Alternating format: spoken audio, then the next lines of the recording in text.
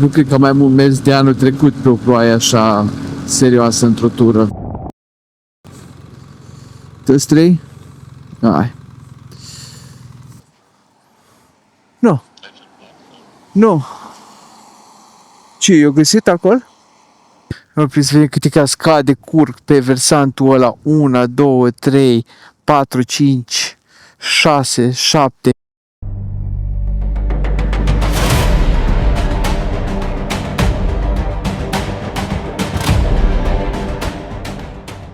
Bună dimineața internet și bine v-am regăsit cu bine Alex, Wi-Fi și Gabi de aici din campingul nostru undeva la 200 de kilometri, 100 și ceva de kilometri de Trondheim, Norvegia, nu știu cum să vă zic. Campingul unde am venit pregătiți cu bagaje, cu mâncare, cu sandvișuri, cu apă, cu suc, cu bere, ca să avem, că stăm în camping și nu știm ce avem în vecinătate. Și lângă noi avem benzinărie cu Circle K, mai încolo avem un supermarket Coop și imediat după avem un restaurant. Dar ce să faci, asta e tura lungă, mai bine să fii pregătit decât nepregătit. Noi suntem acum între două, că știți mai cum e, între două nu te plouă, suntem între două ploi, efectiv ne-o plouă toată noaptea și pare că o să ne ploaie și toată ziua. Sperăm atâta să nu mai avem furtuni așa nasoale cum am prins ieri când am trecut de cercul polar. Și care e planul pentru astăzi? Ne suim pe motoare și plecăm în direcția Atlantic Ocean Road, probabil cel mai cunoscut drum, traseu din Norvegia, și seara asta o să dormim tot într-un camping undeva la câțiva 30 de kilometri înainte de Atlantic Ocean Road. Numai că față de ieri, astăzi o să reintrăm în zona fiordelor, o să mergem iar pe coasta vestică a Norvegiei și nu numai asta, o să avem de trecut cu 2 sau 3 feriboturi. Deci o să fie o zi foarte plină, foarte aglomerată. Distanța are destul de lungă, 400 și ceva de kilometri, la care se adaugă și timpul de așteptat și stat după feriuri. Așa că hai să dăm bice să vedem când și până unde o să ajungem. Adică știm unde trebuie să ajungem în seara asta, că n-avem de ales, că cazarea e plătită, dar hai să vedem cât o să ne ia cu trecut, cu feriboturi și toate chestiile astea. Și luați-vă la revedere de la campingul nostru. Ce distractiv o să fie să ieșim de pe... Ne auzim? Da. Ce distractiv o să fie să ieșim de pe iarba și pietrișul ăsta ud. Lasă-mă să fiu dramatic pentru YouTube. Că zic că asta tu trebuie să plângi. Tu te pui în genunchi acum, începi să plângi. Doamne, cum o să scăpăm din asta? Mă prins, dar eu trec pe acolo. Tu mă împingi într-o parte, așa-i? Ui. Hai, Petrișul am scăpat, de iarba am scăpat. Hai.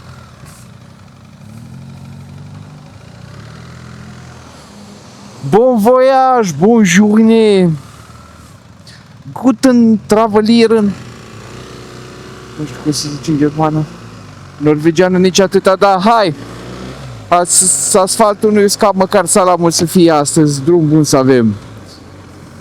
Deci vreau să zic că îmi place foarte tare zona asta pe care o traversăm de ieri și încă suntem în continuare pe astăzi, înainte să înaintăm spre partea vestică, spre zona fiordurilor. Că mi-aduce aminte de casa părinților, mi-aduce aminte de Dorna, zici că spre Valea Bistriței. Mă aștept imediat să apară insula Zugrenilor, acolo unde se stătea cocortul și era crâșmă pe ea. Și nu asta că sunt eu melancolic sau nostalgic și mi dor de casă sau ceva. Nu, pur și simplu vizual.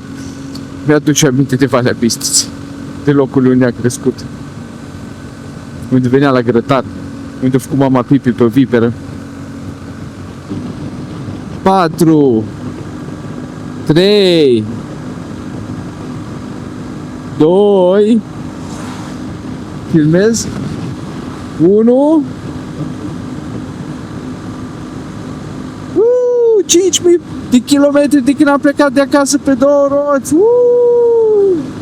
De fapt, 5.100 de când am plecat de acasă, că am 100 de kilometri petrecuți într-o dubă. Și la care se mai adaugă vreo 200 de pe feriboturi. Deci în total avem cam 5300 de kilometri de când am plecat acasă, dar Bela în momentul ăsta a înregistrat 5000 de kilometri de când au plecat din fața blocului.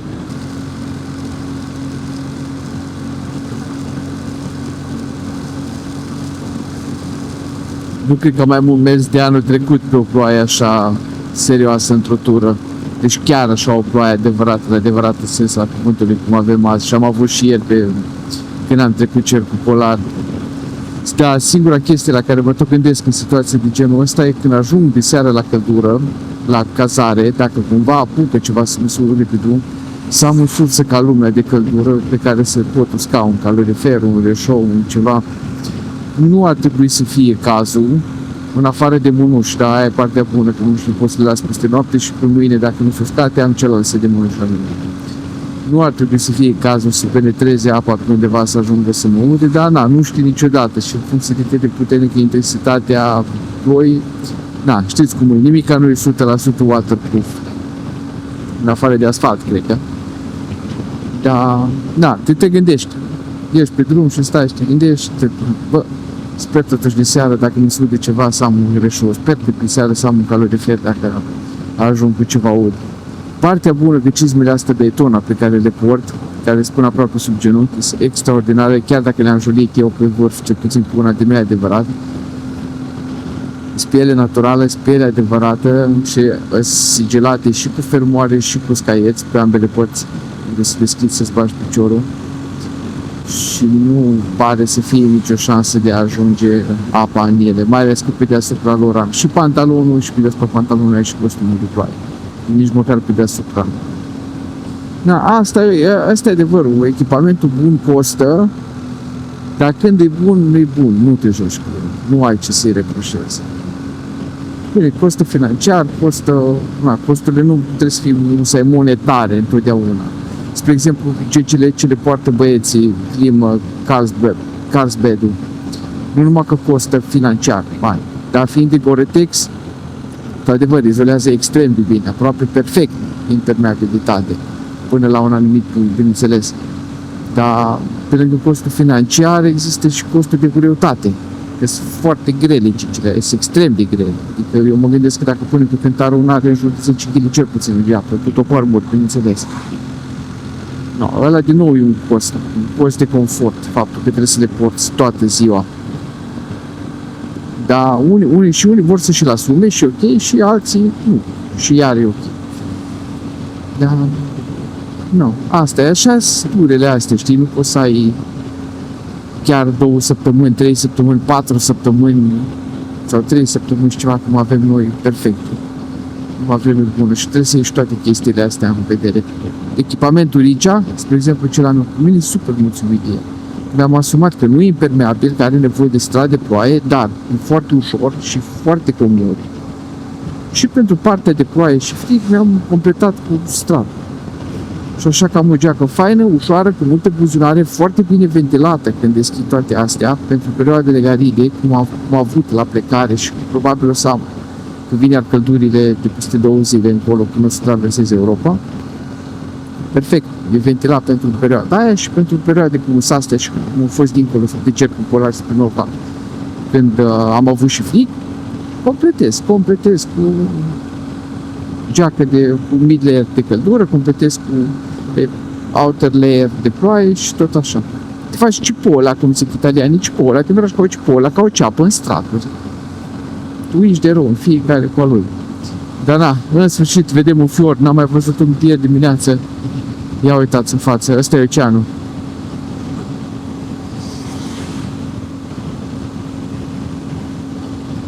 Ăsta e oceanul, uitare frumos. Oare sunt balene pe aici? Că se îngustează drumul, nu oceanul.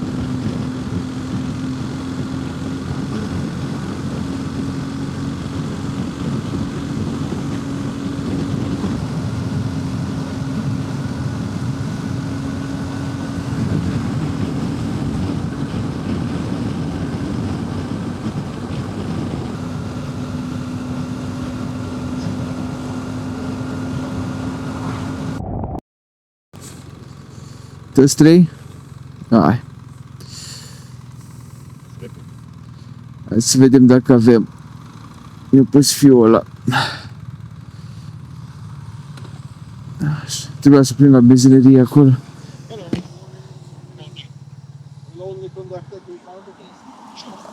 Asta? Da, hai să ne dăm jos astea că trebuie să ne punem filtru.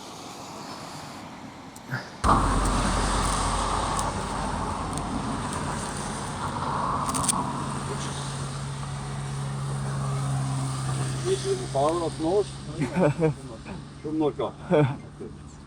And I hope it has been a bit more nice weather than this.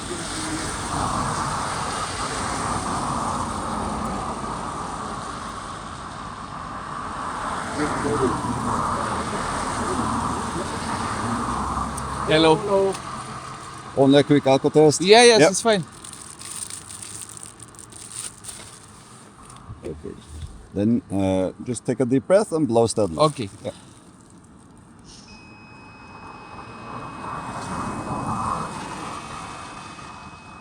Yeah, perfect.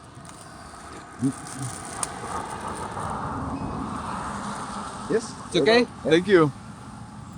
Hello.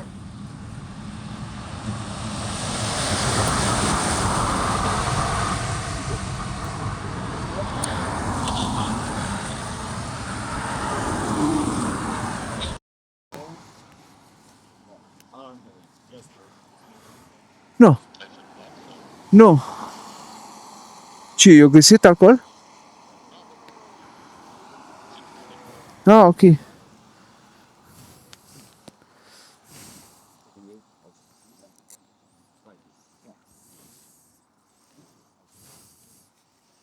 Yes, I wish you a good trip.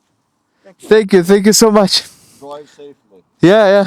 I've had some accidents with motorbikes in Norway. Fatal ones.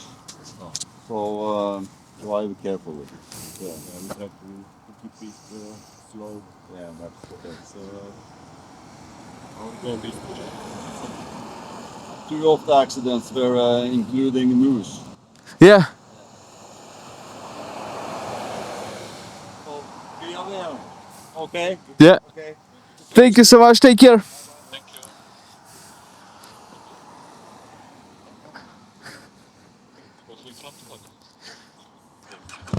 Deși jur că aia am crezut că te ține așa de mult că ți-a ieșit în test. Stai că nu și-o pus mănușile.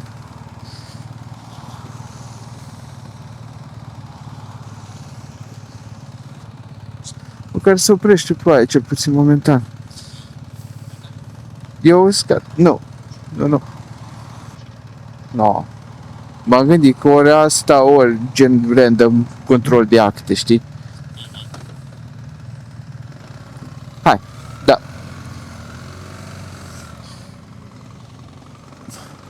Deci chiar am crezut că te ține așa mult la povești că ți-o ieșit ceva și îți dă explicații că ar trebui să ții un hotel să te dinezi sau ceva. Ah, bravo. Da. Foarte simpatic. Na, într-o țară de asta, de genul ăsta, când se poartă așa poliția cu tine, da, normal că ai de 100 de ori mai mare încredere în poliție decât avem noi la noi în țară. La noi îți venea unul de la spărat pe viață, îți băga aia în forța deep throat pe gât. Da. Și după aia te mergi toată lumea nervoasă cu poliție. Adică nu zic că, Doamne ferește, că sunt și la noi polițiști foarte buni și calmi și empatici și whatever. Am prins și eu și chiar am cunoscut. Dar nu. Nu tot timpul și de obicei din experiențele mele sunt foarte supărați de pe viață când mă opresc. Din păcate. A fost o experiență drăguță. Hai să mergem să găsim benzină. Ce oraș ăsta? Că nu e ăsta Trondheim, nu? Mai avem. Trondheim nu e acum, în 30 de kilometri. Că dimineața aveam 100 și ceva când am plecat de la cazare până în Trondheim și am făcut aproape 100 de când am plecat. Vreau benzină în momentul ăsta. Dacă vreți, intrăm. Cum vreți, dacă mi-e foame acum, intrăm acum. Uite, era Gesca tău, ai văzut-o fi? Nu mă, ăla vechi, auriu. Da, era primul, era 750 auriu ca tot. Dar normal, ar fi păcat. Doar le-a dus pe noi să punem. Aici, cum tu aștept și pui la următoarea cu 19. Cu 5. Când oprești tu. Și ce? Ce trebuie să intrăm ca săraci înăuntru, să vorbim cu oameni? Să socializăm? Ce nebunie e asta? E și scump. De-aia așa scumpă benzina, costă socializarea. Ai. dă înainte cu tupeu. Ai. Și hai să vezi că nu e greu. Băi, vă dați seama dacă făceam excursia asta acum 30 de ani, acum 20 de ani, fără GPS-uri, fără nimica, că cred că ne-ar fi luat de 2 ori mai mult. Să stai la fiecare de asta, ajungeai în oraș, te uitai pe hartă, căutai ieșirea din oraș în direcția pe care o cauți. Tot așa din aproape în aproape. Păi aia zic, da, dar tot trebuie să te oprești, să vezi pe hartă care e următorul oraș, în direcția care vrei să mergi, după aia să cauți semnul.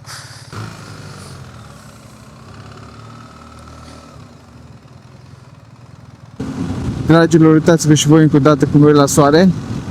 Eu nu știu când îl mai vedem astăzi, că sub norii aia mereu. Și avem mult de mers sub norii aia.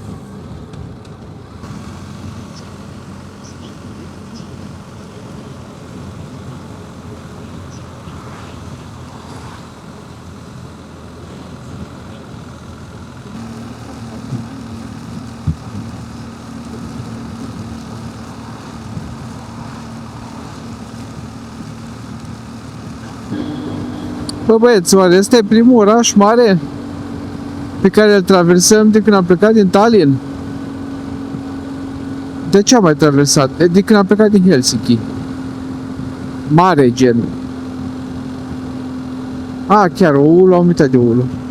Culmea. Că acolo am petrecut așa mult timp și tot am uitat de el. Și Bodo, dar nu știu dacă e chiar la fel de mare Bodo ca Trondheimul.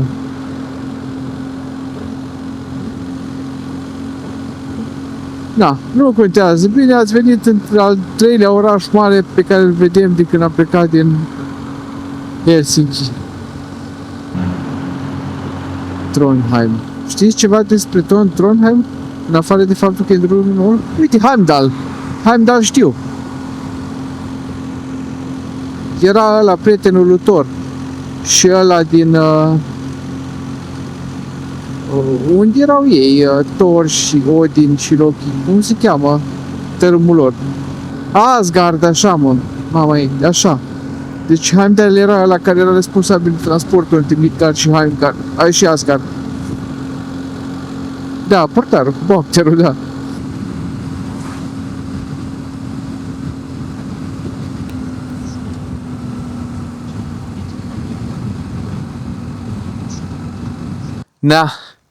Nu ne lasă deloc ploaia în pace, dar am găsit viewpoint-ul ăsta aici, asupra unui fiord. Nu să vedem câte cascade curg pe versantul ăla. 1, 2, 3, 4, 5, 6, 7, pe care le vedem doar de aici. Și aici jos, oceanul, un fiord. Ia, stai să n-alunec. Uite aici. Oare sunt balene aici? Cred că vin la pește ăștia. Sigur-s.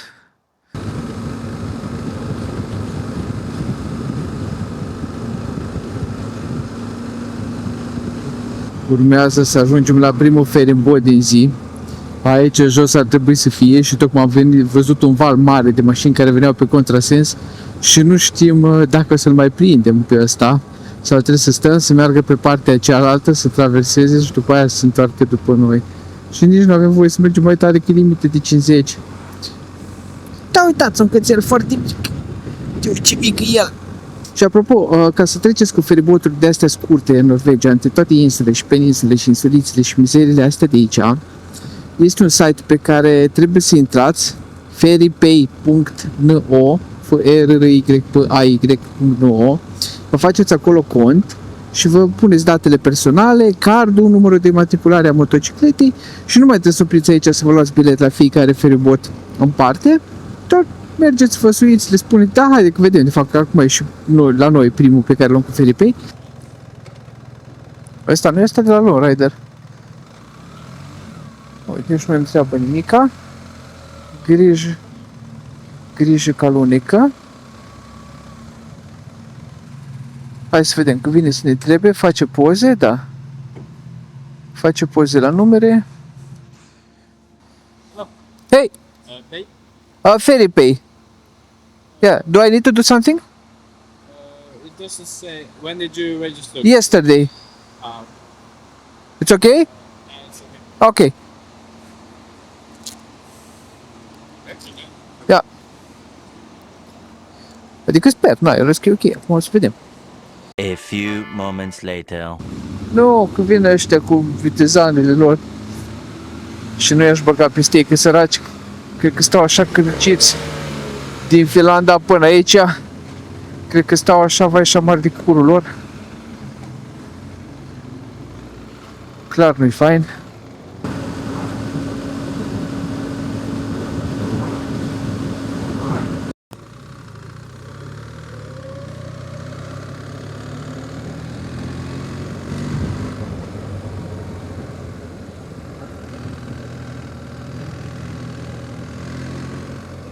Wow, sper să fie lani pe aici.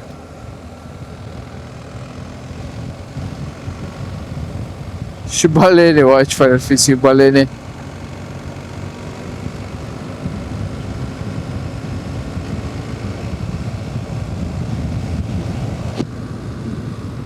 Și tocmai când decolează avioanele de pe aeroport, la ne se sperie și fug pe la noi prin camping.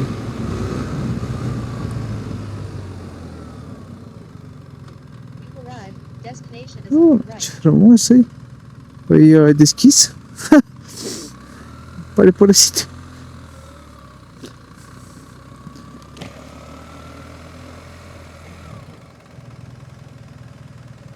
Information kiosk.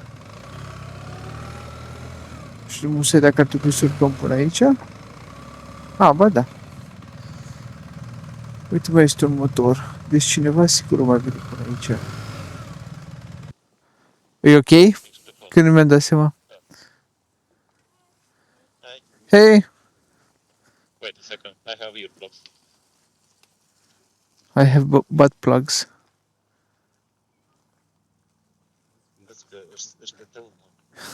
Da.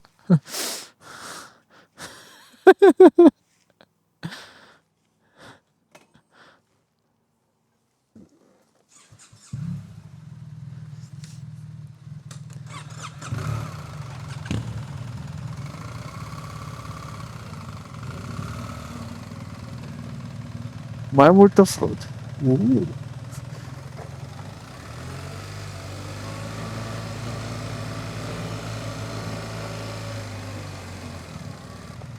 Asta-i. Numărul 1. N-avem WC-ul iar, dar avem saună. Nu, tati. Avem niște proiectoare, nu știu ce. Avem niște șuruburi, niște lemne. Ăștia nu prea par pregătiți de oaspeți. Nu știu. Avem și WC-ul. Băieți, mâine ne căcăm ca regii.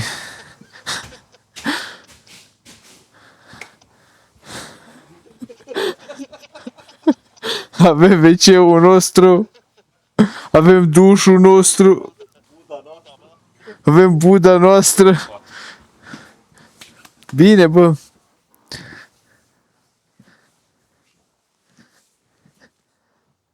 Nice. Dragilor, și cam asta e din partea noastră. Noi ne-am cazat aici, e ora 9 de-abia. Dar odată că suntem și super obosiți și doi că vine și mâine cea mai lungă zi de cred că din toată tura o să fie. Pentru că avem de făcut Atlantic Ocean Road, să urcăm pe troll, stingând drumul trollilor, să coborâm și după aia o să vedeți. Dar mâine seară trebuie să ajungem la Oslo, de unde o să mai avem de la Trollstigen până la Oslo vreo 6 ore, ceva de genul ăsta. Deci mâine va fi o zi super, super lungă. Și ne-am pus la somn la ora 8. Așa că, dacă ați rămas până aici, vă mulțumesc foarte mult. Dacă nu sunteți abonați, să vă rog să luați în considerare, să-mi lăsați și o abonare. Dați un like, un share către prietenii voștri, un hype, lăsați și un comentariu. Și dacă vreți să sprijiniți canalul, aveți jos un videoclip, un buton de join sau un link de membership. Nu uitați, până mâine, data viitoare, dar mâine, fiți buni cu voi, fiți buni unii cu alții și să la muscat să avem.